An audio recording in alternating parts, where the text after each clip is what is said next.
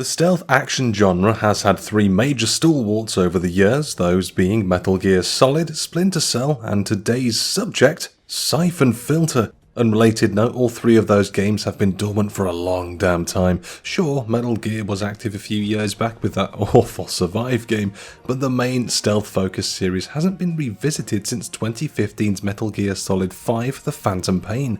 Aside from a VR game, it's been even longer since the last Splinter Cell game too. However, Syphon Filter has had a hiatus longer than most games. A Sony exclusive series, Syphon Filter hasn't been seen properly since 2007, with developers Bend Studio going on to develop other projects. The question is, will we ever see a new Syphon Filter game? Before then though, if you could slap the subscribe, we won't ever forget about you like Sony did to this franchise. So, where did Syphon Filter begin, and what in the heck does its name even mean? Syphon Filter was a stealth action game that launched in 1999 for PS1. The game was developed by Eidetic and published by Sony's 989 Studios, a division of Sony Computer Entertainment America. A third-person stealth game was a bit of a departure for Eidetic, considering their previous effort was the universally lampooned Bubsby 3D. Talk about a legacy. For the most part, the series follows the impeccably manly-sounding Gabe Logan as he travels around the world dealing with the titular Syphon Filter, an intelligent virus capable of being programmed and targeting specific groups of people. Basically, it's a bit of a mix between Splinter Cell, but before Splinter Cell, and James Bond. According to John Garvin, who was hired as a writer and director for the game, Syphon Filter was a difficult development process for Eidetic, in no small part because the game was nothing like Bubsby 3D. This was the first third-person stealth action game they developed, so of course there was plenty to learn along the way. It also doesn't help that the original concept for the game came from a one-page synopsis. John Garvin explains more in an interview with PlayStation Blog. The idea originally came from a producer at Sony's then 989 Studios who had written a one-page synopsis that he called Syphon Filter, which had zero meaning, i.e. there was no plot, no character and no story, just an idea for settings, mechanics and gameplay. The project was nearly cancelled a number of times as the game's story, structure and overall gameplay mechanics would change throughout its development. However, Garvin states in the same PlayStation Blog interview that 989 Studios had complete faith in the team and the project they were creating. Someone who didn't believe in it though was Michael Berlin, a Bubsby designer who didn't like the way Syphon Filter was going, leaving Eidetic as a result. Syphon Filter would go on to sell 1 million copies in a year and receive pretty much universal acclaim from critics. A 90 on Metacritic is absolutely nothing to sneeze at, and a sequel wasn't too far behind. Syphon Filter 2 launched in 2000 on PS1, and according to Garvin, the development on this game was much easier as he and co-creator Richard Ham had a plan ahead of time of what they wanted the sequel to look like and where they wanted the story to go. Syphon Filter 2 and its sequel, the aptly named Syphon Filter 3, which launched in November 2001, still achieved a decent level of success, though the average score for each game would decline. Syphon Filter 2 would achieve an 81 on Game Rankings, though Game Rankings has since been merged with Metacritic, while the third game in the series reached 73 on Metacritic. 3 games in 3 years probably didn't help, so Eidetic, which was now rebranded as Bend Studio, went back to the drawing board. After a couple of years in development, Syphon Filter, the Omega strain, launched on the PS2 in 2004 and sees players taking control of a brand new character who joins Gabe Logan's agency. You're in control of your own looks and can choose your own weapons and equipment, leveling up as you make your way through the game, and there's non-linear elements as you're given the choice to complete or avoid certain tasks. It all sounds ambitious, but it wasn't enough to avoid the game's 65 rating on Metacritic. That was really the start of Syphon Filter's mass market popularity kind of siphoning away. Bend Studio would go back to their roots with the Syphon Filter series while still moving in a new direction. Syphon Filter Dark Mirror was a PSP release from 2006, later ported to the PS2 in 2007, which saw players once again taking on the role of Logan as he investigated a brand new global conspiracy. The 5th installment in the series introduces several new weapon types and options, but due to the PSP's control limitations, Logan's role was removed. It was added to the subsequent PS2 port though. Dark Mirror was considered a return to form for the series, earning an incredible amount of praise and was touted as one of the big killer apps for PSP. That version of the game would earn an 87 on Metacritic, while the PS2 version of the game would only reach an average of 70.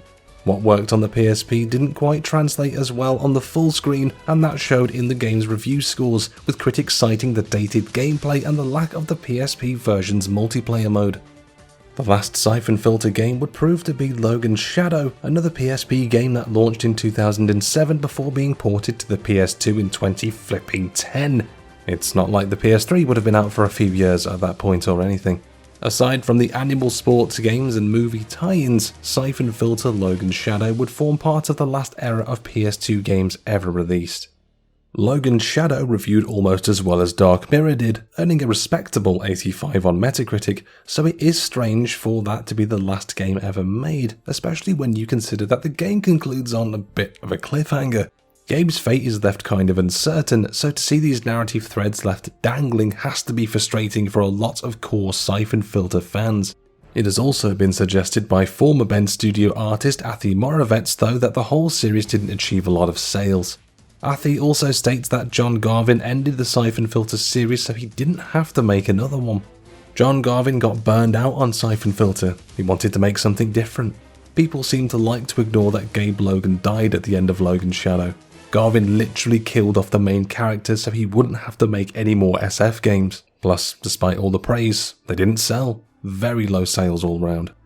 What's even stranger is that, alongside the release of Logan's Shadow on PS2, Sony promoted the release of the tie-in graphic novel titled The Opposition Effect, which would bridge the gap between the two PSP games, whilst also offering some insight into the fate of the Omega Strain's playable character, nicknamed Cobra.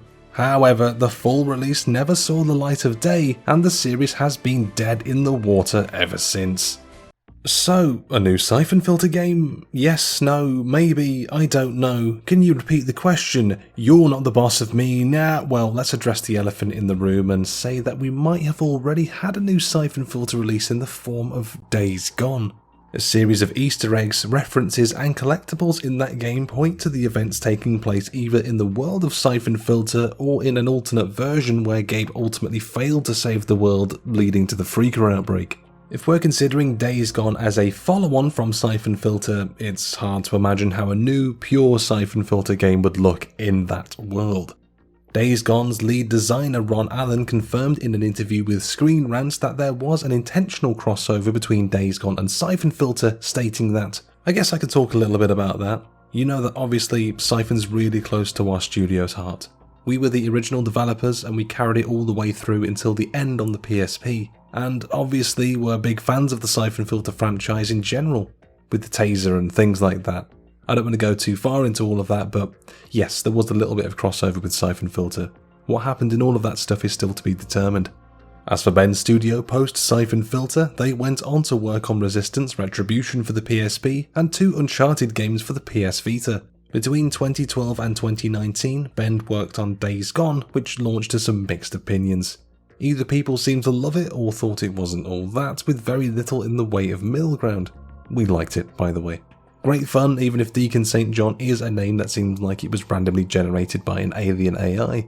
Still, the game has managed to retain a healthy fan base of players who have been clamouring for a sequel. Unfortunately, it would seem that there wasn't enough success to warrant a sequel, with reports emerging in 2021 that Days Gone 2 was pitched to Sony by Bend, but it appears it was shot down. According to Bloomberg, frustrations at the rejected pitch, along with Bend being perceived as more like a Naughty Dog support studio, led to a number of key staff, like game director Jeff Ross and creative director John Garvin, leaving the team.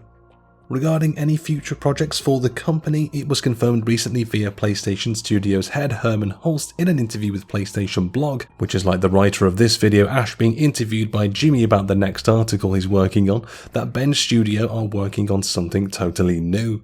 And you know, Bend Studio is working on a very exciting new IP that they're very, very passionate about. They're building on the deep open world systems that they developed with Days Gone, so I'm really happy for Bend Studio. But we're here to talk about Syphon Filter, and it seems that certain staff members who worked on the series would love to see it make a comeback.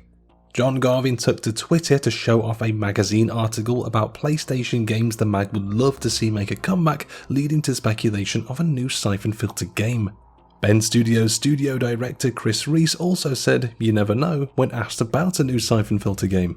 Like a lot of past and futures, the question becomes, would it be worth it to make a brand new entry in the series, or should it receive a full-blown remake like Crash, Spyro and other games before it?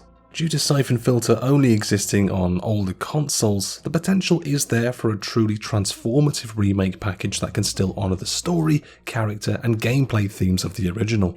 If a remake doesn't let you taser someone until they catch fire, it is not a worthy remake. By the way, while we're here, would Syphon Filter be half as beloved as it is if we weren't all sociopaths who tasered enemies until they went aflame? Maybe. The answer of if we will see a new Syphon Filter game is a tricky one.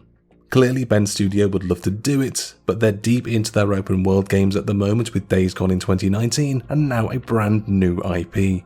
The responsibility of bringing Syphon Filter into the modern age would likely fall to another studio entirely, but that would also depend on Sony seeing any value in a new Syphon Filter. Is it likely? Not really. Is it at least more possible than a new Ape Escape? Yeah, probably.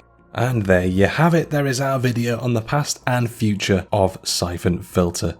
Did you play the Syphon Filter games back in the day? Would you love to see the series make a comeback? Did it take you until the PlayStation Classic released to finally finish the first level of Syphon Filter like me? Sign off in the comments down below, we'd love to hear from you.